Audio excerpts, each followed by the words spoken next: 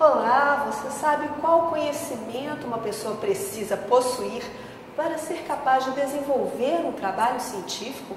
E como escolher com eficácia uma metodologia adequada para desenvolver esse trabalho? Essas perguntas são comuns a todos aqueles que iniciam o caminho de uma pesquisa em busca do conhecimento.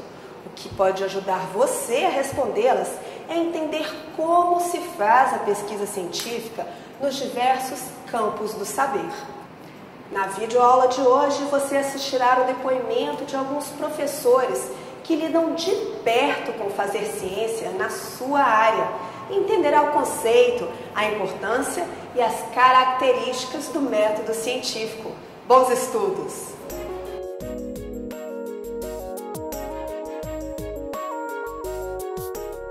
Ao caminhar eu vou encontrar surpresas, vou encontrar desafios e vou encontrar muitas soluções também para os problemas. O método nada mais é do que o caminho.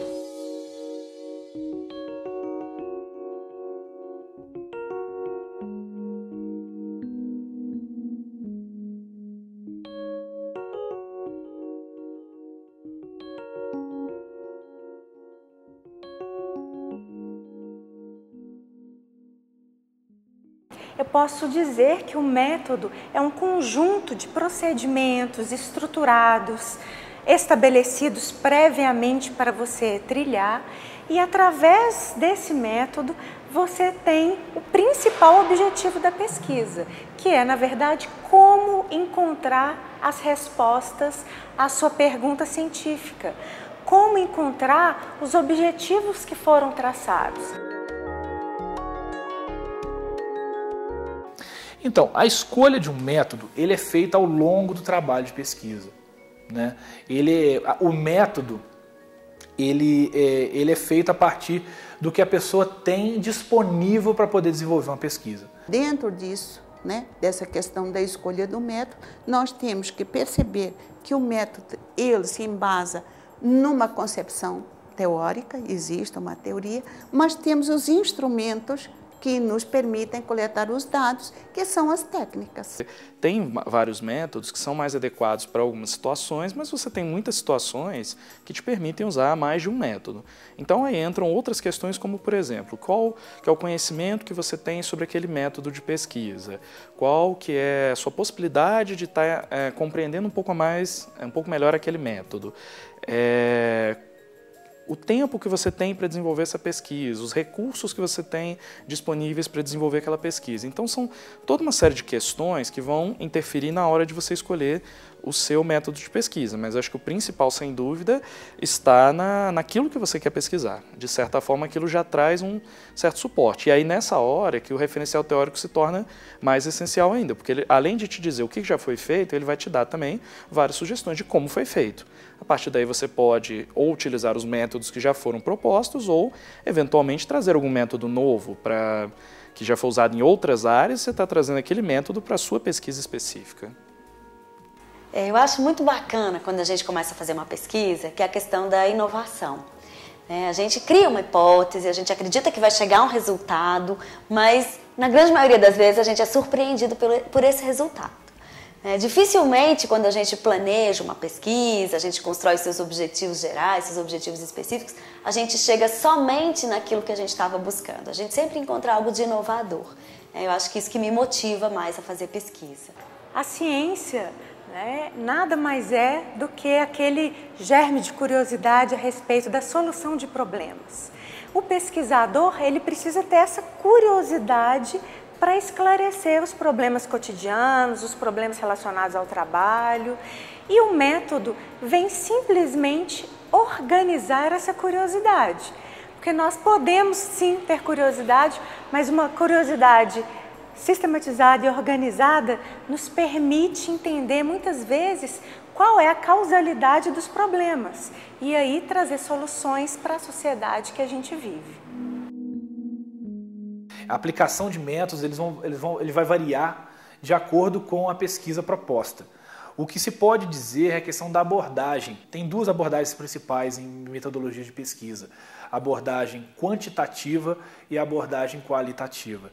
né? Só para poder diferenciar, a abordagem quantitativa ela tem por objetivo trabalhar informações de forma numérica, né? Quantificar as coisas. Para isso se apoia em teorias de estatística, né? A qualitativa já é uma linha de pesquisa descritiva, né? Que tem objetivo, que não tem como traduzir os dados coletados numa pesquisa qualitativa de forma numérica, quantitativa, né? E tem por objetivo também trabalhar a questão da interpretação e da produção de significados. A ciência ela é composta por vários campos do conhecimento e esses campos, essas áreas, elas se interdependem. Eu posso até falar em transdisciplinaridade. Só que para cada área do conhecimento existe um método mais adequado que vai trazer respostas àquele campo específico. Então, por exemplo, na fonoaudiologia, estudar, né, na análise acústica à voz, através de um programa computadorizado, isso permite entender os problemas de voz.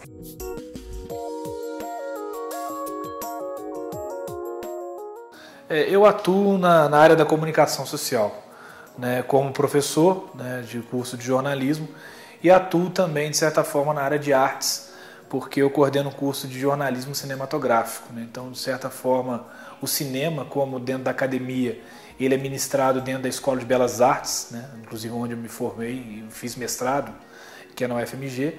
Então, eu posso dizer que eu atuo nessas duas áreas, né? Sobretudo na comunicação social. Por ser uma área múltipla, as linhas de pesquisas também são múltiplas, né? Então, se pesquisa desde das teorias da comunicação, que desde lá de McLuhan, né, da Escola de Frankfurt, até hoje ainda existem várias correntes que estudam a questão da teoria da comunicação e que é muito relevante, uma vez que a comunicação vem mudando muito em consequência das inovações tecnológicas na área. E também a questão de pesquisando novas tecnologias de transmissão, novas tecnologias novas possibilidades de executar a profissão, né?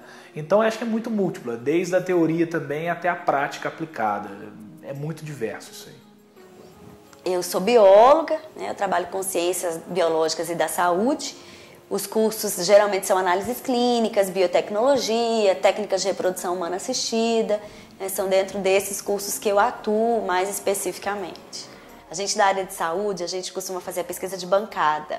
Então, a gente vai para o laboratório, a gente tem que montar os kits, tem que esperar os procedimentos, né, o tempo, tudo tem tempo, então você tem que cronometrar um pouco sua vida em relação ao projeto que você está desenvolvendo, né, e isso é muito gostoso, né? Às vezes dá tudo errado, a gente tem que jogar tudo fora e começar de novo, né, mas eu acho que é isso que é o interessante da pesquisa, né? A gente está sempre buscando algo novo. Eu atuo hoje na área de finanças.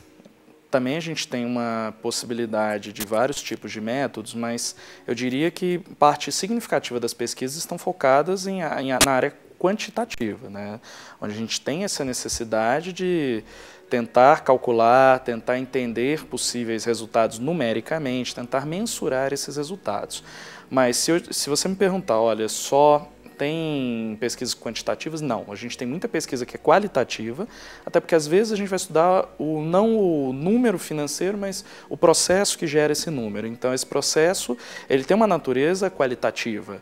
Ou em alguns momentos você não vai estudar o número ou o processo, mas a percepção que as pessoas têm sobre determinadas questões financeiras. Eu trabalho com educação, né? Especificamente pedagogia, mas de uma maneira geral com educação e incluo aí as tecnologias. Eu sou professora de tecnologias, mas no sentido de como as tecnologias elas fazem parte do desenvolvimento do ser humano em termos educativos. Dentro da educação, nós temos a perspectiva da pesquisa qualitativa. Ao usar as técnicas de coleta de dados, uma delas que a gente usa é a elaboração de questionários para o levantamento de informações. Esses questionários são aplicados numa amostragem, né? Depende do campo, depende dessa amostragem, e depois são quantificados. Então, as perguntas são feitas e as respostas dos professores, dos diretores, enfim, dentro do campo, ou seja, qual for o campo que for, e eles são quantificados. Então, eu falo que eu uso a pesquisa qualitativa com dados quantitativos. Então, eu desenvolvi durante o mestrado uma pesquisa sobre, na verdade, um cineasta mineiro chamado João Gonçalves Carriço. Nessa pesquisa, eu vivo colando o nome dela, porque eu não consigo lembrar de cabeça. O nome da pesquisa é Uma Nova Versão, né? Análise dos elementos de ficção presentes nos cinejornais do João Gonçalves Carriço. O que eu tive o objetivo de fazer nessa pesquisa? Essa pesquisa, eu tive o objetivo de verificar. Eu percebi, vendo os filmes do João Gonçalves Carriço, que determinadas figuras políticas que apareciam nos filmes dele eram enaltecidas. Então, o que eu fiz? Eu busquei meios de poder verificar isso. Eu tive uma ideia de recorrer ao acervo de Juiz de Fora, um acervo, né, da prefeitura, que eles guardam jornais de outras épocas, jornais que não circulam mais, eles têm esse acervo de jornal. O João Gonçalves Carriço produziu entre 1930 e 1950. Então eu entrei em 2 ou 3 locais onde se guarda e fui correr atrás. Entendeu? Então, de certa forma, também eu posso dizer que teve uma metodologia de comparação, né? Porque depois que eu consegui encontrar nos jornais aquilo que estava sendo demonstrado no vídeo, eu comparei esses dois e consegui ver que minha hipótese se confirmava, né? Que de fato ele enaltecia determinadas figuras políticas. Né? A minha pesquisa do mestrado foi logo que surgiu a Lei de Biossegurança, que falava sobre a utilização de células-tronco embrionárias para pesquisa. E aí eu trabalhava um pouco no direito também, e eu optei por fazer esse tema, né, que seria o uso das células-tronco como fonte, né, aí para as pesquisas. Mais gostoso da minha pesquisa, quando eu trabalhei com células-tronco, é que era uma coisa muito nova e as pessoas careciam desse conhecimento. Principalmente aquelas mulheres que estavam se submetendo às técnicas de reprodução assistida e que precisavam optar por deixar o seu embrião congelado e doá-lo para a pesquisa, ou deixá-lo congelado para que elas pudessem tentar uma maternidade novamente. Eu trabalho muito nas minhas pesquisas com o estudo do comportamento das empresas quanto ao seu endividamento. Como é que elas se financiam, se elas usam os seus recursos próprios, né, que vêm dos sócios, ou reinvestindo lucros, ou se elas pegam dinheiro emprestado, o que faz elas endividarem mais ou endividarem menos? Eu trabalho muito com esse tipo de pesquisa. E é um tipo de pesquisa que demanda muito o uso de estatística, então é inevitável, né, um tipo de pesquisa, mas que abre outras possibilidades. Algumas pesquisas na área que eu já vi, eles trabalham, em vez de tentar relacionar variáveis, por exemplo, como é que o tamanho vai influenciar a questão do endividamento da empresa, se influencia ou não, eles vão fazer pesquisas, por exemplo, em termos de questionários. Vamos aos gestores das empresas, vamos perguntar para eles o que leva você a endividar mais ou menos, e outras perguntas que vão dizer respeito àquele comportamento. Então, muito em cima desses estudos explicativos, com dados empíricos, usando muito ferramental estatístico, mas não como a única possibilidade, né? Naquela época que eu fiz essa pesquisa, eu queria ver em sala de aula como é que os alunos interagindo numa situação virtual, porque o curso era presencial, eles desenvolviam que competência? Então, o que eu utilizei? A observação direta dos meus alunos, no sentido assim, como eles se comportavam quando estavam comigo no laboratório. Ao mesmo tempo, eu fazia análise, não é? Das escritas deles, dos escritos, das questões que eles colocavam online. Então, houve uma análise, eu não direi documental, mas uma análise do discurso dos alunos quando eles vivenciavam o momento virtual.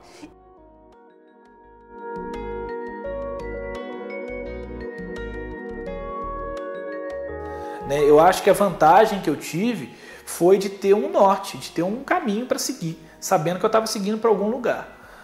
Então eu acho que foi mais do que vantajoso, né? Foi necessário eu adotar uma metodologia para que eu conseguisse me manter no mesmo caminho ao longo de toda a pesquisa.